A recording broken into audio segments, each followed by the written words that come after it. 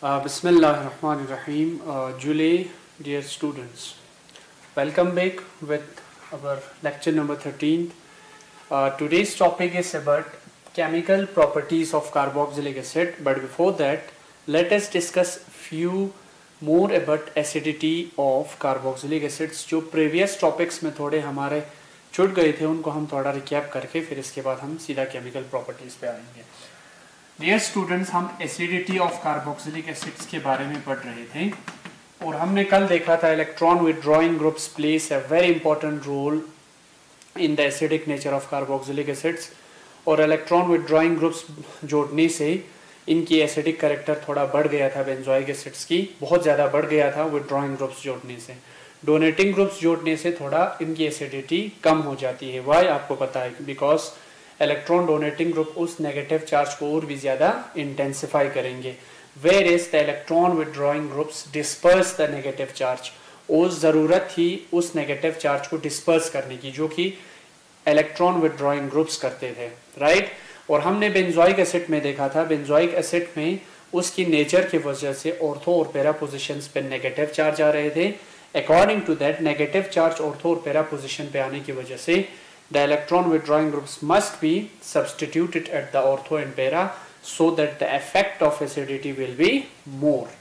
अब इसके बाद पैरा मेटा पे थोड़ा कम होता था, फिर भी एसिडिक करेक्टर बेंजोइक एसिड्स की मेटा पे भी बढ़ जाता है, लेकिन इतना नहीं बढ़ता जितना ऑर्थो और पैरा पे बनता है. तो same is the case here. उस हिसाब से कल हमने नाइट्रोबेंजीन्स में नाइट्रोबेंजोइक एसिड्स में देखा था. नाइट्रोबेंजोइक एसिड्स में हमने कल देखा था कि जो ऑर्थो पोजीशन वाला है that will be more acidic, क्योंकि ये पास में है ना, फिर पैरा, फिर इसके बाद मेटा एंड लास्ट में आपका बेंजोइक एसिड है.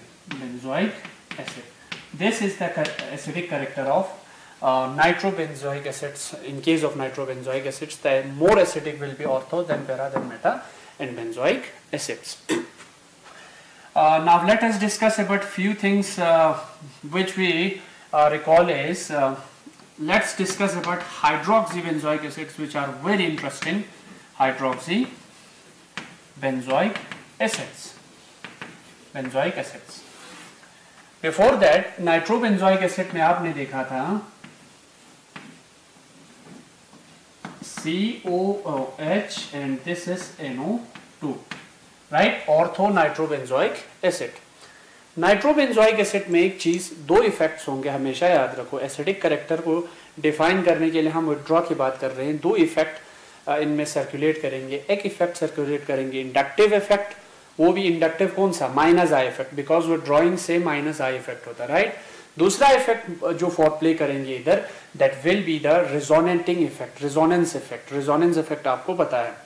तो दो इफेक्ट है, इन माइनस इंडक्टिव इफेक्ट और resonating effect. These two effects will play major role in deciding about the characters of acidity in benzoic acids. benzoic acids में ये दो फैक्टर्स इंपॉर्टेंट हैं.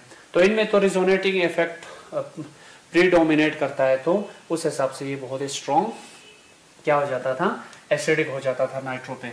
अब देखो डियर स्टूडेंट्स, हम डिस्कस कर रहे हैं हाइड्रोक्सी बेंजोइक एसिड्स के बारे में, विच इज वेरी इंपॉर्टेंट. और इसमें थोड़ा ट्विस्ट भी है, आप याद रखना. उसको कहते हैं ऑर्थो इफेक्ट. ऑर्थो इफेक्ट नाम का एक इफेक्ट होता है. देखो, सबसे पहले मैं इधर स्ट्रक्चर्स ड्रा करूं. First of all I will draw the structures of like this COOH, इसके बाद OH. Second structure will be COOH and this OH Meta पे. Third structure will be COOH and para पे OH, and last structure will be the benzoic acid itself without any substituent. These four structures I draw here. अब देखो, मैंने यहाँ पे OH जोड़ा है and आपको पता है OH is electron donating group, और इलेक्ट्रॉन डोनेटिंग ग्रुप उस नेगेटिव चार्ज को और भी ज्यादा क्या करते हैं, इंटेंसिफाई करते हैं. और इलेक्ट्रॉन डोनेटिंग ग्रुप्स जब इंटेंसिफाई करेंगे तो ऑब्वियस सी बात है इनका जो हम कहते हैं एसिडिक कैरेक्टर वो क्या होता है, कम होता है. लेकिन याद रखना मोस्ट इंपॉर्टेंट चीज एक याद रखना, जो अब देखो उस हिसाब से मैंने आपको यहां पे स्ट्रक्चर ड्रॉ किया, राइट। स्ट्रक्चर ड्रॉ करने के हिसाब से सबसे ज्यादा डोनेटिंग ग्रुप देखो नेगेटिव चार्ज ऑर्थो और पैरा पे नेगेटिव चार्ज आते हैं, तो उन पे और भी ज्यादा ये OH नेगेटिव चार्ज को क्या करेंगे, इंटेंसिफाई करेंगे, तो उस हिसाब से इसका एसिडिक कैरेक्टर क्या हुआ, बहुत ही कम हो जाएगा। तो इस पे तो सबसे बेस्ट हो सकता है एक, राइट, इस पे बेस्ट, इस पे कोई इलेक्ट्रॉन डोनेटिंग ग्रुप नहीं है, लेकिन फिर भी इंडक्टिव इफेक्ट होगा, inductive effect, because oxygen more electronegative. उस हिसाब से अगर मैं फर्स्ट, सेकंड, थर्ड और फोर्थ इनको मैं नाम दे रहा हूं, इनके एसिडिक कैरेक्टर के हिसाब से, चलो इसमें थोड़ा इंडक्टिव इफेक्ट पड़ा, इसमें है ही नहीं, चलो उस हिसाब से फोर्थ आएगा, फिर इसके बाद सेकंड आएगा, ये मेटा पे है, और फर्स्ट, इसके बाद थर्ड आएगा, और इसके बाद फर्स्ट आएगा। ये एक्सपेक्टेड है dear students, this is the expected order according to our concept. हमारे कंसेप्ट के अकॉर्डिंग ये ऑर्डर एक्सपेक्टेड है, ये होना चाहिए, but actually this order will not happens. ये एक्चुअली ऑर्डर नहीं होता, बल्कि एक्चुअल ऑर्डर क्या होता है, सबसे ज्यादा ऑर्थो, ऑर्थो कौन सा वाला है, फर्स्ट है, this will be the most acidic in nature. होना ये सबसे लास्ट में चाहिए था, देखो first, because electron donating group है और वो भी ऑर्थो पोजिशन पे ही है, तो ये नेगेटिव चार्ज को और भी क्या करेगा, ज्यादा इंटेंसिफाई करेगा। लेकिन एक्सपेक्टेड के हिसाब से फर्स्ट सबसे क्या आएंगे, फर्स्ट ऑर्थो आएंगे, इसके बाद मेटा आएंगे, मेटा कौन सा हुआ, थर्ड, इसके बाद बेंजोइक एसिड आएंगे, बेंजोइक एसिड इटसेल्फ, ओ सॉरी बेंजोइक एसिड, चलो इस पे तो हम फोर्थ पे लिख सकते हैं, फोर्थ, एंड लास्ट पे आपका आएगा पैरा। पैरा पोजीशन पे कौन सा हुआ, सॉरी मेटा पोजीशन आपका ये है, तो फर्स्ट, सेकंड बेंजोइक एसिड और पैरा पोजीशन पे है, तो थर्ड लास्ट में आएगा। तो डियर स्टूडेंट्स ये देखो, ये एक्चुअल ऑर्डर है, this is the order and exact order of acidic character of कौन से हाइड्रोक्सी बेंजोइक एसिड्स में ये वाला ऑर्डर करेक्ट है और ये वाला ऑर्डर बिल्कुल रॉन्ग है, और ये एक्चुअली कंसेप्ट के हिसाब से है। अब इंटरेस्टिंग चीज, why this happens, और मोर इंटरेस्टिंगली फर्स्ट पे कौन सा है, फर्स्ट पे आपका ऑर्थो प्रोडक्ट आपका फर्स्ट एसिडिक कैरेक्टर है, that is ortho hydroxy benzoic acid या 2 हाइड्रोक्सी बेंजोइक एसिड, आप कुछ भी कहो, तो ये सबसे ज्यादा एसिडिक हुआ, होना चाहिए था ये सबसे लास्ट में, अब ये सबसे ज्यादा स्ट्रॉन्ग इसलिए हुआ। अब याद रखना, कोई भी सब्स्टिट्यूएंट बेंजोइक एसिड्स पे हो, प्लीज ये वाला वर्डिंग याद रखना, ये बहुत ही इंटरेस्टिंग इंपॉर्टेंट है, आपके कम्पिटिटिव एग्जाम्स में इस कंसेप्ट से पक्का होंगे, और होता भी है हर साल, मोस्ट एक्सपेक्टेडली। कल जेई एग्जाम्स भी हुआ, उसमें हम देखेंगे, उसमें से भी एक क्वेश्चन होते हैं, एक्सपेक्टेड होते हैं, नीट में भी इससे एक क्वेश्चन होता है। तो याद रखना, जब भी बेंजोइक एसिड्स पे कोई भी सब्स्टिट्यूएंट जुड़ा हो, whether it is electron withdrawing group, whether it is electron donating group, याद रखना जब भी बेंजोइक एसिड्स पे कोई भी ग्रुप जुड़ा हो, वेदर इट इज EDG और EWG, हमेशा याद रखना ऑर्थो वाला हमेशा स्ट्रॉन्ग एसिडिक होगा, याद रखना। The ortho in every case, whether it is EDG, whether it is EWG, the ortho position will be the most strong acid. और मोर इंटरेस्टिंगली यहां पे तो होना चाहिए था सबसे लास्ट में, और ये सबसे फर्स्ट पोजिशन पे ये सबसे ज्यादा स्ट्रॉन्ग एसिड होता है। वाई?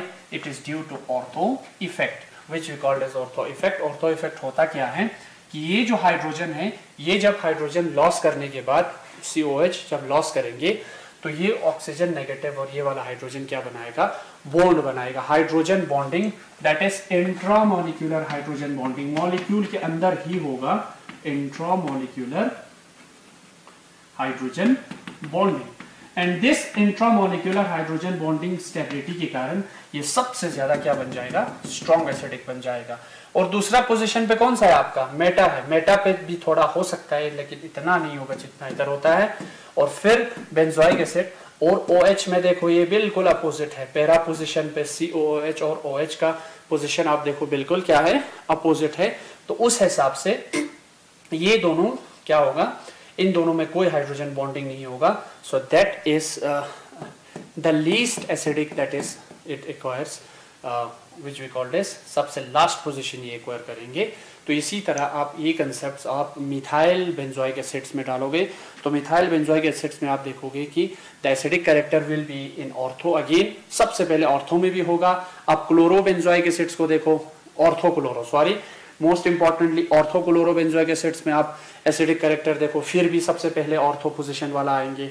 नाइट्रो में भी आ रहा है, ऑर्थो हाइड्रोक्सी बेंजोइक एसिड्स में भी सबसे पहले ऑर्थो आ रहा है। तो ऑर्थो वाला पोजीशन सबसे फर्स्ट पोजीशन एक्वायर करेगा बेंजोइक एसिड्स में एसिडिक कैरेक्टर में, जो कि आपके क्वेश्चंस में दिया होगा। तो मेन आंसर आपका क्या है, ऑर्थो इफेक्ट, जिसमें ऑक्सीजन और ये वाला ऑक्सीजन कार्बोक्सिलिक एसिड और इसका हाइड्रोजन क्या बनाता है, इंट्रामोलिक्यूलर हाइड्रोजन बॉन्डिंग। उस वजह से इनमें दोनों इफेक्ट भी हो सकता है, whether it is resonating effect, whether it is inductive effect. अब एक हावी होता है, एक प्रीडोमिनेट होता है, एक वो होता है, वो आप कंसेप्ट देख लेना। तो डियर स्टूडेंट्स, लास्ट कंक्लूजन में यही बोलूंगा, whether it is nitrobenzoic acids या हाइड्रोबेंजोइक एसिड्स या मेटा क्लोरोबेंजोइक एसिड्स या मिथाइल बेंजोइक एसिड्स में सबसे मोस्ट इंपॉर्टेंट एसिडिक कैरेक्टर आपका ऑर्थो आता है। इसके बाद आप कंसेप्ट्स के हिसाब से क्या आता है वो आप देख लेना। तो this is all about the acidic characters of benzoic acid. Last में मैं एसिडिक कैरेक्टर सिर्फ एक ही डिस्कस करूंगा, that will be our last topic. इधर याद रखना COOH, एक C6H5COOH और CH3COOH। Dear students, I write here three acids. इधर मैंने हाइड्रोजन ही लिखा R की जगह पे, इधर R की जगह पे बेंजाइल लिखा, इधर R की जगह पे मैंने अल्काइल ग्रुप लिखा। और आपको पता है alkyl group electron donating group है, और इलेक्ट्रॉन डोनेटिंग ग्रुप से एसिडिक कैरेक्टर क्या होता है, कम होता है।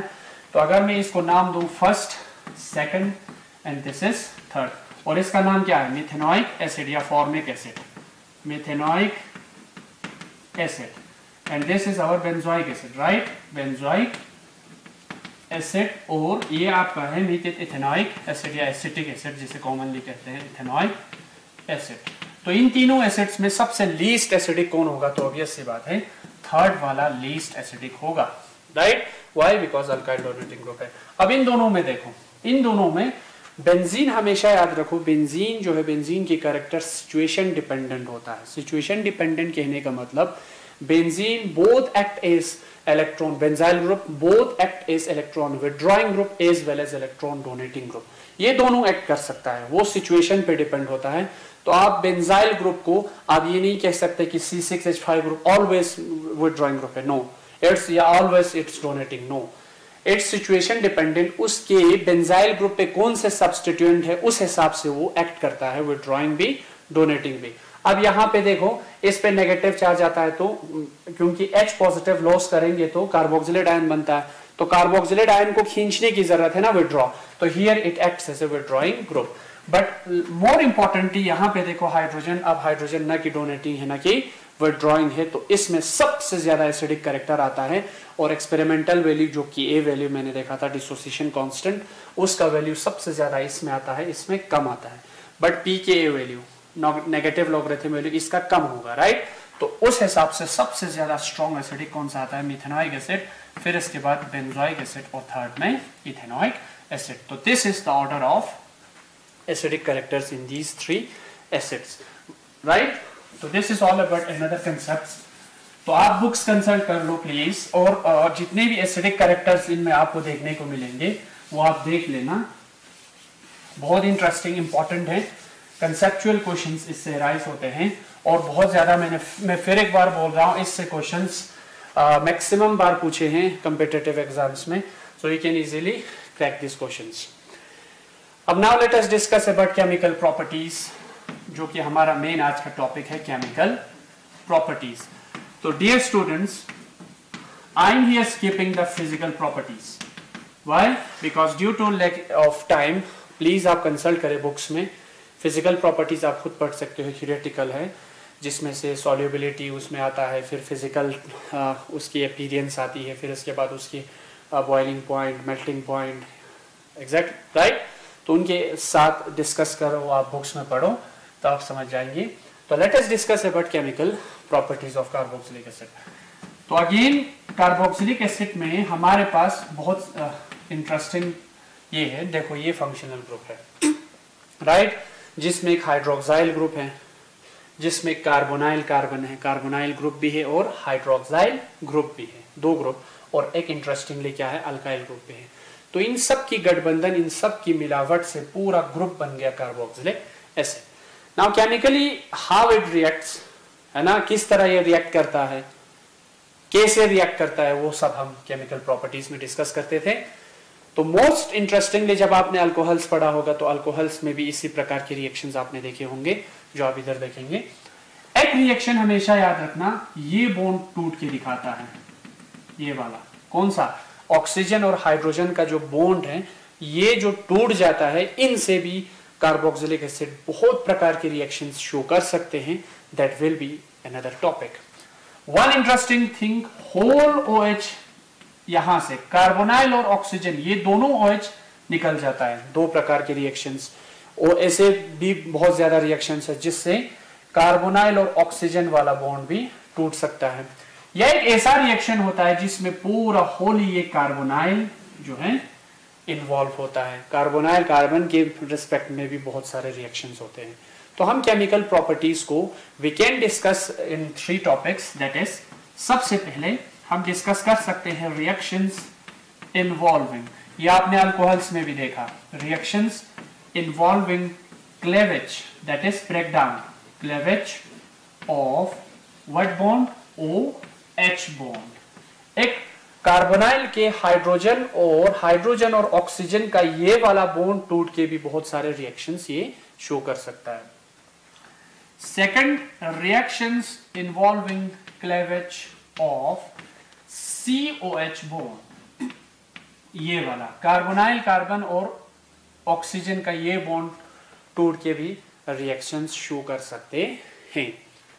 And third is reactions involving cleavage of carbonyl group, that is C double bond O, carbonyl carbon जिसे कहा जाता है, इस ग्रुप को पूरा कार्बोनाइल ग्रुप कहा जाता है।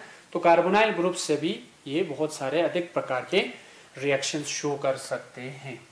सो दीज 3 टॉपिक्स में हम देखेंगे कि कौन कौन से रिएक्शंस ये शो कर सकते हैं। सबसे पहले हम देखेंगे ऑक्सीजन और हाइड्रोजन के बॉन्ड को तोड़ के ये किस प्रकार के रिएक्शंस शो कर सकते हैं। और मोर इंटरेस्टिंगली अभी से मैं बता दूं, ऑक्सीजन और हाइड्रोजन का जो बॉन्ड टूटता है तो ऑब्वियस सी बात है H+ निकल जाता है, उससे आपको पूरा उसकी एसिडिक कैरेक्टर जाहिर होती है।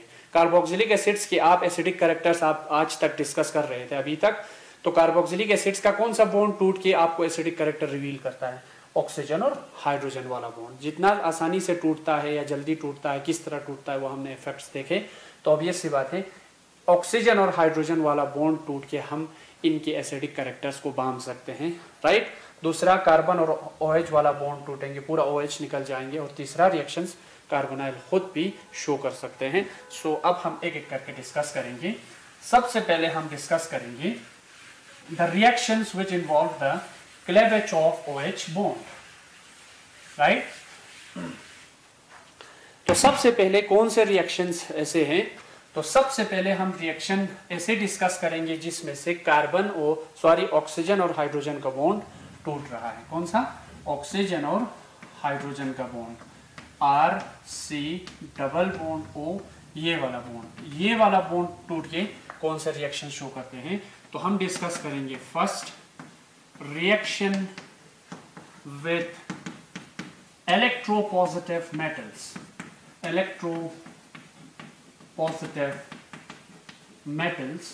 और इलेक्ट्रोपॉजिटिव मेटल्स आपने पढ़े होंगे, बहुत सारे रिएक्टिव मेटल्स होते हैं आपके पास। रिएक्टिव मेटल्स पीरियोडिक टेबल में आपको पता है, reactive metals like sodium, potassium, lithium, ये सब एक्सेट्रा, ये बहुत ज्यादा, कैल्शियम हो, मैग्नीशियम हो, अल्कली और अल्कलाइन अर्थ मेटल्स बहुत ज्यादा रिएक्टिव होता है पूरे पीरियोडिक टेबल में, आपको पता है, क्लियर। जिसमें से सोडियम और पोटेशियम हाईली रिएक्टिव एलिमेंट्स कहा जाता है।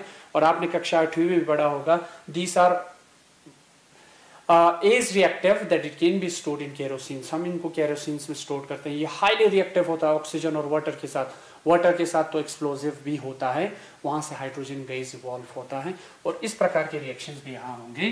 क्या होगा कि कार्बोक्सिलिक एसिड वाला O H प्लस, इसको सोडियम से हम जब रिएक्शन करेंगे तो सोडियम से रिएक्शन करेंगे तो सोडियम ऑब्वियस सी बात है इलेक्ट्रोपॉजिटिव कह रहा है, और इलेक्ट्रोपॉजिटिव कहने का मतलब they have the tendency to loss electron, और ये जल्दी इलेक्ट्रॉन लॉस करता है, इसीलिए रिएक्टिव है। रिएक्टिव कहने का मतलब ये रिएक्शन जल्दी करता है, और जल्दी कब करेगा, जब ये एक्सचेंज करेगा इलेक्ट्रॉन, और जल्दी इलेक्ट्रॉन लॉस करेगा सोडियम।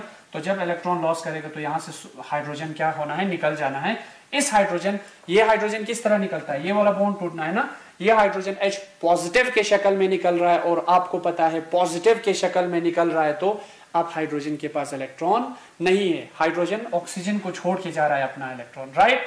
जब हाइड्रोजन अपना इलेक्ट्रॉन छोड़ के जा रहा है तो इस बेचारे हाइड्रोजन को इलेक्ट्रॉन कौन देगा, सोडियम देगा। और दो हाइड्रोजन को इसी तरह एक सोडियम एक ही लॉस कर सकता है, तो दो सोडियम कितना लॉस करेगा, दो लॉस करेगा, और इन दोनों हाइड्रोजन्स को, तो ऑब्वियस सी बात है ये भी कितना चाहिए, 2 टाइम्स चाहिए। तो इस हाइड्रोजन को ये वाला इलेक्ट्रॉन एक इलेक्ट्रॉन देगा और एक इलेक्ट्रॉन देगा, और हाइड्रोजन हाइड्रोजन कंबाइन होके मॉलिक्यूल बनाएगा, that is H2 molecule, right.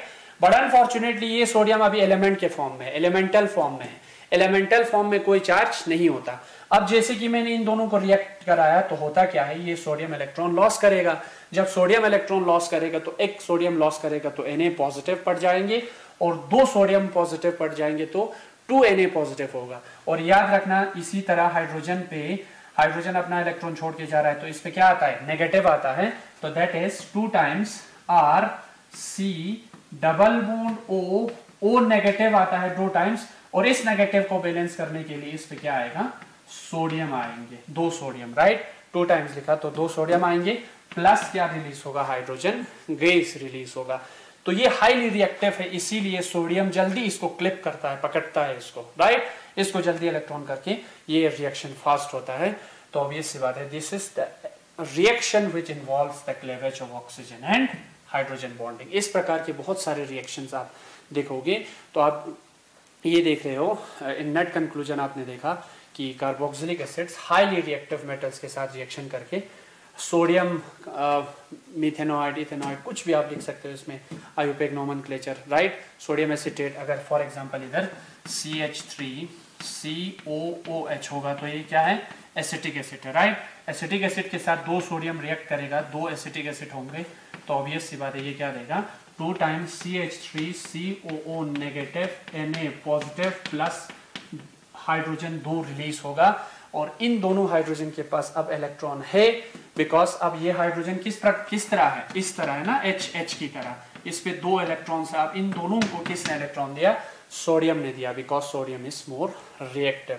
तो इसी तरह इसको आप सोडियम एसीटेट भी कॉमनली कह सकते हो, sodium acetate, right. Benzoid acetate, बहुत सारे, बेंजोइक एसिड पे होगा तो सोडियम बेंजोइड बनेंगे, राइट। तो इसी तरह से बहुत प्रकार के रिएक्शंस होते हैं। आप C6H5 benzoic acid, COOH, right, ये वाला H निकल जाना है ना, ये भी सोडियम के साथ हाईली रिएक्टिव एक्ट करेंगे, और ये क्या देंगे, C6H5COO नेगेटिव। ऑब्वियस सी बात है ये H लॉस निकल जाएंगे ना, ये निकल जाएंगे, और इसके जगह पे पॉजिटिव आएंगे, और 2 हाइड्रोजन अगेन रिलीज होगा। आप सोडियम के साथ साथ पोटाशियम भी लिख सकते हो, right. Simple, so potassium is also alkali earth metal, highly reactive. So this is all about the reactions which involve the cleavage of oxygen and hydrogen bonding, and इंशाल्लाह बहुत सारे और reactions हम कल देखेंगे नेक्स्ट लेक्चर में। इसी तरह हम दूसरे प्रकार के reactions जो कार्बन और ऑक्सीजन में क्लेवेज हुआ और कार्बोनाइल में हम एक करके डिस्कस करेंगे। So in this way my topic comes to an end. Hope you will enjoy. Thank you. Have a nice day.